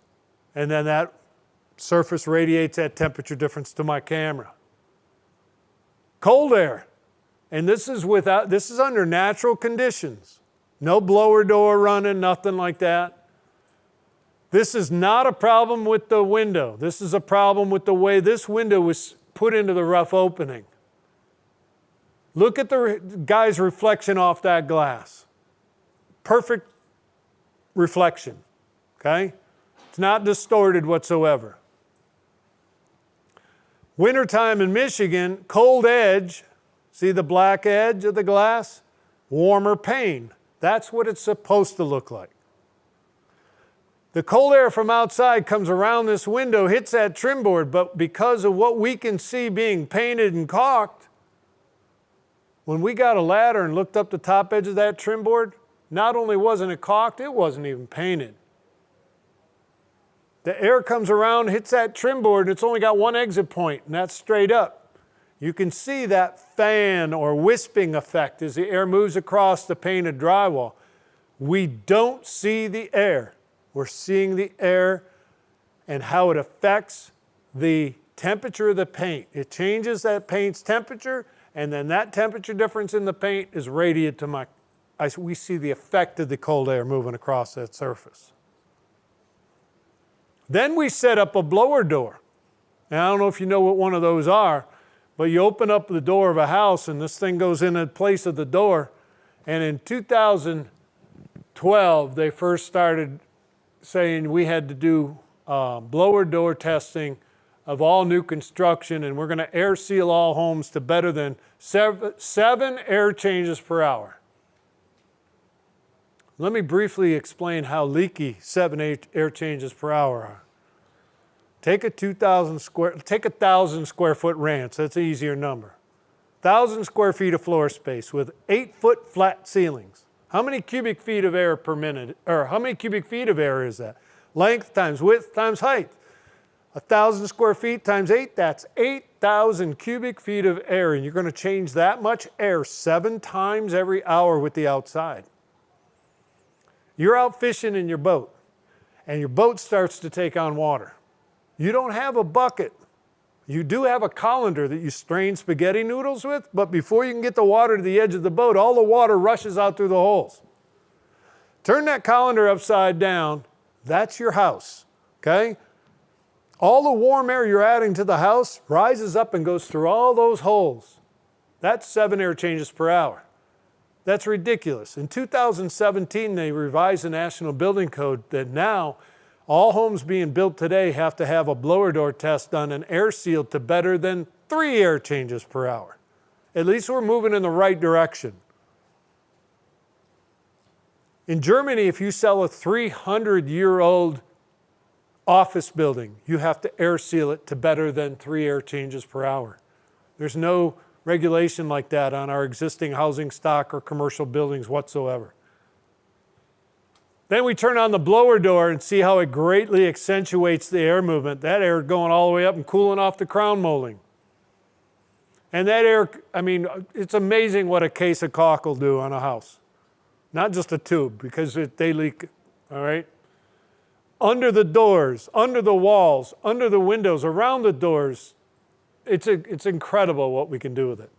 So you did that with your when you had a airborne test? Blower door? Yeah, these are done with a blower door. But you can see some of this under, even though you guys don't have blower doors, I'm not saying run out and buy a $4,000 blower door. The builders are paying between $175 and $350 per house to have this test done by a third party. So it's a source of revenue, but it's going to take a few to pay for it. Well, 10 houses is $3,500. Yeah, no big deal. Why? You don't have to get certified for infrared. Boy, it finds water. Maybe. So argon depletion, I've been calling it the bullseye effect for a long, long time. You look at an insulated double pane window with argon gas, and all of a sudden you find a window with a, if it's cold outside in the wintertime in Michigan, the center looks like a target, a bullseye, okay? So I did some research a few years ago, and I found an article that John Snell wrote about argon depletion. And I'll kind of half read and half narrate. John said, we've been seeing more and more evidence of argon depletion in insulated windows. Normally, as I just showed you, a window has that edge loss pattern. The cold, remember in the wintertime it was cold at the edge? Or if the seal is broken, the entire window has failed. I'll show you one of those coming up. Argon depletion shows up about 5 to 10 years after installation. They put argon between the panes of glass because argon gas is a better insulating gas. The problem is, as I had a guy in class just this year, he said, I used to build windows with argon, and I can tell you, we can't control it. If I ever replace my windows, I will never put argon, and he used to work for him, okay? He said, you can't control it. The argon will leak out at the perimeter of the glass through the seal, through an opening so small, it's a real small molecule that our atmosphere can't get back in because the atmosphere is a larger molecule. So that space between the two panes of glass goes under a vacuum. He called it gas pressure equalization. What it does is it puts it under a vacuum. It's trying to pull the two panes of glass together. But you got that metal mullion and rubber seal around the perimeter keeping the edges apart. So the glass flexes, goes concave, okay? The middles might even be touching, but it's not just top to bottom, it's side to side. So what you created is a little parabolic mirror, okay? You got that curvature, but in all directions, okay? You can actually measure that with a straight edge. Put it the straight edge to edge on the glass. Anyway, John went on to write, real small windows where there's not enough flex in the glass, one pane will implode on the other because the glass doesn't flex enough. On rectangular windows, it shows up as an oval in the center of the pane of glass. And again, you have to have that delta T. Here we're warm on the inside and cold outside. Rectangular window, it shows up as an oval. That condensation can be wiped off from the inside of the house. That's on surface 1. That glass is so cold, you see the condensation, that glass is so cold that the humid air in the house, that surface is below the dew point. It's so cold that when the humidity in the air hits that surface, it condenses and moisture forms. Now when the seal breaks, the glass is going to stand up straight and you'll no longer get this pattern. So we're actually finding the argon depletion before the seal fails. Brad Scott sent me this one, and he did exactly what I told you guys to do earlier. When you find a thermal anomaly, look at it from another angle. You'll notice the top two images were taken from the left side. The bottom two images were taken from the right side, from different angles, okay? The thermal anomaly didn't move. The reflected recessed light moved from 1 o'clock in the bottom image to 10 o'clock on the top image. The air conditioning vent register went from 12 o'clock to completely out of the image. So the reflections changed, the true emitted energy didn't change. That's cool stuff. That's what a broken seal looks like. Now you're just allowing the outside atmosphere to enter that space between the two single pane pieces of glass. There's no longer a seal. The outside air is allowed to get up in there, and we get solar loading and everything else causing it. There ain't no difference in the visual. Electrical. We got to move. We only got 15 minutes left. Number one, safety. Brad Scott, who I just showed you some images, sent me this image, or when he recertified, came to the CRT class again, April of 2020, because it was the first Zoom class I taught after COVID. I've been doing this only in person prior to COVID, and it was either adapt or go out of business. So I started teaching the CRT class via Zoom. So today you can do it either in person or via Zoom. But he goes, "Hey, Bill, would you mind if I said something to all the other home inspectors in the room?" I said, "Go ahead." And he goes, "Guys, gals, if you don't look at anything else while you're doing your home inspection with infrared, make sure you look at the electrical panel. Because it's not a matter of if, it's a matter of when you save someone's life." And I went, "That's a pretty bold statement." He started sending me images. You're in a house, this is an occupied home, nothing to see, okay, thermally. But just because you don't find any abnormal heating doesn't mean one doesn't exist. Unloaded breakers will not show any heat that when put under load at a later time could contain significant heating, but no load testing was done at the time of the inspection. Does that sound like a paragraph you might want to have in your contract? This is the kind of stuff I will share with you to CYA in your contracts, okay? Because just because you don't find any moisture doesn't mean that house doesn't leak. You can have an open flashing that when it rains, water pours in the house. But if it ain't rained in 3 weeks, stuff gonna dry out. Okay? The same thing with electrical. You got a breaker feeding 8 receptacles, ain't nothing plugged into any of those.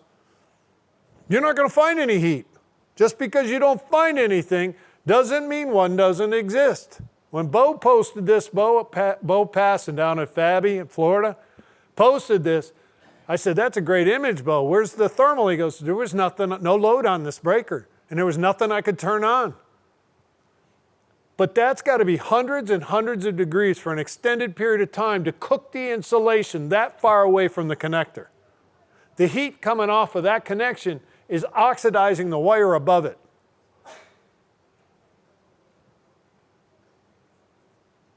Where do you start? How far back can you go? If that wire goes over to a pole and there's a connection on the pole, I'm going to look at the pole, even though that might not be the homeowner's responsibility. From a safety, it doesn't take me long. I want you to, when I show you the thermal, I want you to look at the qualitative image first. Okay? And that means hot versus cold. Not temperature readings, just where is it hot? Okay? They use copper and aluminum in electrical circuits because it's conductive to electricity. It's also very conductive to heat transfer. So every connection in an electrical circuit from the power plant to the hairdryer, which I haven't used in years, okay, is every connection, crimp, splice, fuse, lug, in that circuit is a potential failure point. That connection, if it loosens up, gets corroded, is with load could create heat. And we identify if it's hotter there and if we travel the wire down, it cools as we move in either direction. That's showing the direction of the heat flow from hot to cold. Take those two arrows, turn them around. Those arrows are pointing back to the problem, right there up on the roof, okay? Then he did go to quantitative. See how it's hotter at the connection? We travel either way, it cools down. He dropped a reticle on the hot one and a reticle on the crosshair, whatever you want to call it. It's called a reticle, but 347 on one and 135 on the other for a 212 degree approximate temperature difference. Now, I used to tell folks that's a utilities issue. It all depends what state you live in. Some states, it's the homeowner's responsibility inside the property line. I don't know what your state is, and you're going to have to figure it out. But I just talked a conversation today. They kept burning up the motors in a house. They found out it was dead on one leg. They looked at the power panel. He's only got power to one bus bar. This is scary. That red right phase, it's red, and the closer I get to that main lug, it starts to get dark and then turns black. 527 degrees inside the house. That's critical, okay?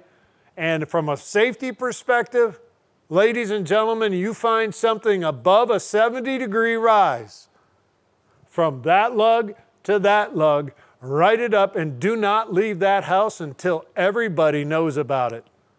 I couldn't live with myself if I walked out of a house and before they got the report, something happened and somebody got hurt, and I knew about it and didn't tell somebody. I'm telling you, this is why 2 years ago, the NFPA, National Fire Protection Agency, changed NFPA 70B. It does not apply to homes, but all commercial, industrial, and multifamily residentials, as of 2 years ago, now have to have an infrared inspection done on their electrical system at minimum once every 12 months. Every 7-Eleven, mobile gas station, Kroger's, Publix, every one of them is supposed to have an infrared inspection done. There's no NFPA police, okay? There's nobody knocking on doors asking to see their infrared report. But have an OSHA event, call OSHA out to a facility because somebody got hurt, and they're going to want to see the NFPA compliance records. It is only good for what we as thermographers do. We are only going to get crazy busy in the coming years. And this is another one of the main reasons we were purchased 4 months ago. This is direct heating. You're looking at the source of the heat. This is direct heating, and I don't need an infrared camera to find a cherry red lug to a dryer connection. 1,452 degrees at the lug on this dryer connection. And Brad Scott told me that the insulation was bubbling on the wire. There was a faint trail of smoke coming off the wire. And that when John Bolton, who's here, posted this image on one of the social media groups, the naysayers in the group came out of the woodwork. There's no way it got that hot. It would have melted. So I didn't know. I looked it up. Copper melts at 1,984. Aluminum melts at 1,221. So one thing I know, that's not aluminum wire. Okay? And believe me, when it's that hot, you don't need to worry about emissivity. It's been critical for 1,300 degrees. I don't need to classify anything. Anyway, this is the one, the homeowner goes, I knew there was something wrong with that breaker. Every time we use a dryer, it trips the breaker. We've got to reset it multiple times before it sticks. One of these times it's not going to trip. Somebody's going to get hurt. That's what load looks like on the left. The breaker's warm. The wire's warm. But the breaker's warm and the wire's warm. There's no isolated hot spot. Then I did what I don't recommend any of you ever do. I loosened up the connection on the side of that breaker with a screwdriver under load. And in 2 minutes, this is the same breaker. Now the connection is hotter than the face of the breaker. The connection is hotter than the wire is just a few inches away. The connection is the hottest thing in the field of view, and it is never normal for the connection to be the hottest thing in the field of view. Write it up, and I don't care if you see a 2-degree rise, because if you don't use amp meters, you cannot properly classify this with NETA standards, International Electric Testing Association. And I don't have time to go into the details, but believe me, I will. This is why we have to remove panel covers. 115-degree breaker face temperature, 75 on this one. So there's a 40-degree delta T in Fahrenheit between the two faces of these two breakers.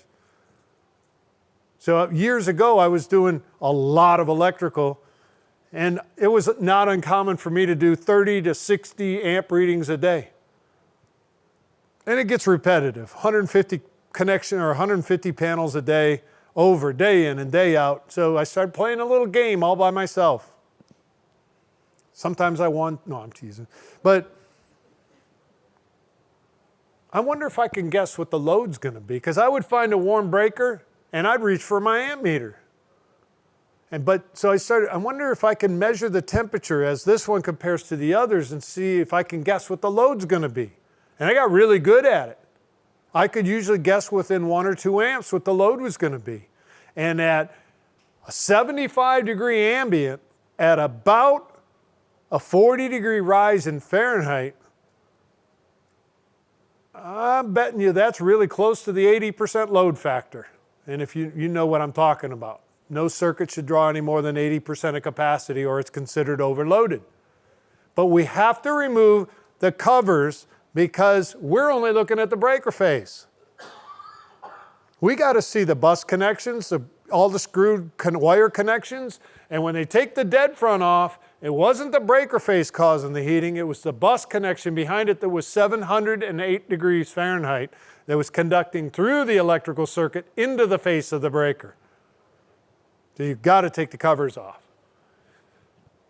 And don't ignore receptacles that don't have anything plugged in. Now yes, it's an ungrounded receptacle, but there's also a little burn mark coming off of one of the blades, you know. A FLIR 1 measured 209-degree receptacle temperature. I call my brother, he's an electrician. So how is that possible? There's nothing plugged in. Why do they have 4 screws on a receptacle? Because it's been acceptable practice to go from the breaker to the receptacle, from the other 2 to the next receptacle, from the other 2 to the next. They're daisy chaining all the receptacles together. So the last one has a space heater plugged in. It's pulling power from the breaker through every connection in every receptacle in that circuit. That's the weak link in the Had chain. one of them before I left. Come here.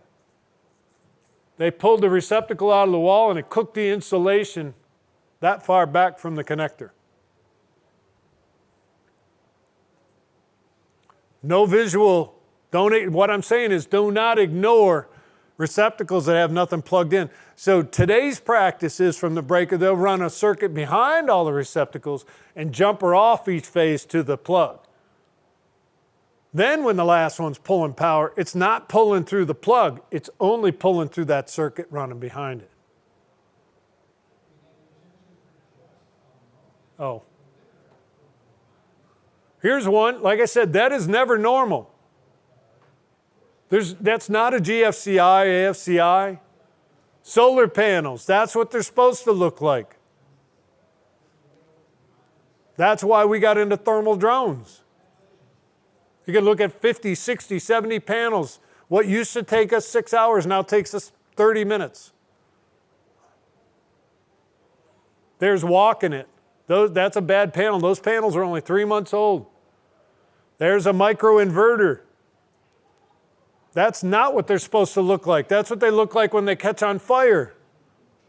This is why this retail store, and I can't tell you who, they are now removing every solar system off of every one of their stores because of every time they have a fire, the alarm system goes off and they have to evacuate the store. Even though the fire's on the roof, they have to evacuate the store, which means their cash registers are no longer ringing. And over $100,000 a day, the cash registers stop ringing until that's fixed. Understand load. Camera doesn't say it's loaded. Only an amp meter does. Pest infestations. There's a bee infestation. It happens all the time. It's a great way to find infestations. Another, there's bees. Dale Richter found this one he's in Georgia. He said that little knot, that's where the bees were coming and going. You can see it there. They take the fascia board off. Visually, you're looking at the hive. Thermally, you're looking at the hive. I think that's Mike Morgan, yeah. Mike, then he said this time they could hear the buzzing sound. Hot on one side, go inside, hot directly correlates to the other side. Hey, Bill, I got a question. I've actually came across what looks like an orb. Looks like a what? Like an orb, like a spirit or something. It was just like multiple, exterior wall cavities. And as it got further out, it was less, and as it got closer, it was just kind of like a fuzzy circle. That sounds like a huge, was it in the sun or in the shade? I was on the inside. I can't answer that. I'm not sure. And see, all of those, anytime, call me next time you find something like that, because you got to think about that. Yeah. Is there anything outside environmental conditions that could causing that? Is it in the shade? Then it's not the sun. Is there any environmental? Is there? It was so gradual. To me, it sounds like some kind of infestation. Yeah. Warm-blooded animals, nests. John Bolton again and Bo Passon did this inspection. And Bo just corrected me this weekend. First, they found this. Old urine and fresh new urine. Okay? He went over to the wall and tap, tap, tap, and he hears click, click, click, click, click, click, something walking across the ceiling. I said, what did it end up being? He goes, I don't know, and if you think I'm going up there to find out, you're out of your mind. Appliances, water heater. Look at the shiny copper pipe, it looks cold. Water temperatures, and I'm telling you, if you're not measuring them, you better. I have a nephew, he's almost 60 now. He has scar tissue and skin grafts from the waist down because when he was a toddler, he climbed up in the half bath, turned the hot water on. My aunt was vacuuming, you couldn't hear him crying. So yeah, the water wheel. Hottest I'd ever seen in a customer's home was 142 until they replaced my mechanical system and the guy turned the thermostat on my gas-fired water heater all the way up. It's 172 degree water temperature coming out of the sink. I'm telling you, to fill a coffee cup, drop a tea bag, and you could not drink it because it was too hot. I always joke with folks from Florida, that's what cold water looks like on the left. The only place you guys see cold water is out of the refrigerator. But Yeah, I was getting 85 or 87 on a new build, and we were going back and forth, and we realized it's 98 outside. well, they run their water lines in the attic. Or in the Florida sun, their water lines are 8 to 12 inches under the soil. Michigan, they're 4 feet under the surface because they got to be under the frost line. We don't have any frost, right? That's my point. Ovens, range tops, gas-fired, refrigerators, refrigerator freezers, motor. Those are not cobwebs. That's smoke. He walked up on a pool pump motor that wasn't running, turned it on, and it immediately started to smoke. It ran less than 10 minutes, and it went from 72, because it was sitting there in ambient at 72, and it went up to, this is a different one, it went up to 277 degrees in less than 10 minutes. Here's another one, it's too hot. Yeah, but if you're going to do motors, you got to look at that motor plate. You're going to find an installation class and allowable rise. And it's listed in Celsius. 40C is 72F. So if it's 72 plus 72, this one, the normal or the highest temperature that motor should have gotten was 144 degrees. Round it up to 150. He was 277 and he turned it off. Leaking ductwork, uninsulated line. Here's Mr. Do-It-Yourself gas-fired water heater with no collector on the top of the water heater. Watch this. The superheated vapors. This thing's not burning clean. What's it dumping into the environment? Carbon monoxide. Leaking ductwork. The heat follows between the drywall and the craft face fiberglass. I've seen this in walls, ceilings. What I didn't understand is why is the duct leakage hot but the registered cold? And BJ goes, well, I had the right time in Jacksonville, Florida. I could test the heat and the air. So first I tested the heat, then I switched it over, tested the air, then I took this image. And this one image tells 3 stories. The heat worked, the air worked, and you got duct leakage. Infrared's hard to argue with. Leaking, I said, you sure that's just not the cavity effect? And he goes, I'm telling you, you could feel the cold air blowing out of that junction off the plenum 6 to 8 inches away from the ductwork. Flippers, you gotta love them. Because if not, you'd like to shoot them. But you heard of people drywalling right over registers? This knucklehead, ceramic tiled right over a floor register. A suspected floor, how's that? No, he wanted the warm. Look at the melted siding on the north side of a house in Metro Detroit. And the culprit was the next door neighbor's second floor window. The solar reflection off that window, concentrating the heat on the next door neighbor's vinyl side, 198 degrees in the shade. Home inspector says, I'm telling you, go to Google, click the images tab, and solar reflection melts cars. So I did. Look at the side view mirror, the back glass. The right time of year, there's a building in London, England. That curved mirrored building, the collecting the sun's energy and focusing all that energy on one parking spot. And it does that to cars in a very short period of time. I'm going to thank you guys. You need to be aware of what you need before you get out of your vehicles. Anomalies appear as different image patterns. It does take you time to understand what the camera's showing you. Join the CRT Facebook group. Come and see what you're missing. I like to say, come find out what you're missing. Come see what you're missing. Literally, come see what you're missing. Become a certified residential thermographer. You will love the class, I guarantee it. Don't be this guy. Walk up to 4 people in hazmat suits in your shorts and t-shirt and say, ask them what they're doing. We just stole this image off of. Ask your fellow home inspectors, what's working for you? What's not working for you? That's what I love about this industry. You guys are, quite frankly, if you're in the same zip code, you're competitors, but guys will be sitting next to each other in training classes. And you'll know when you start taking thermal images on vacation, you've caught the bug. There's the Blue Angels. I don't know what camera, I do know what camera, but I'll never have one. They're 86 grand for that camera. Captures 2,000 frames per second at a megapixel. What's the Facebook group called? Facebook is capital C, capital R, capital T, space, parentheses, certified residential thermographer. You won't get it all spelled out and you'll see our logo will pop up. I'm right outside, right over here. Please come and see me if you have questions on infrared cameras. I do the CRT class both virtually and in person. $695 for a class for 2 days is the cheapest training you'll ever attend. And the best. All over the next one I'm doing in person is Oklahoma City. Otherwise, every month I do one virtually using Zoom.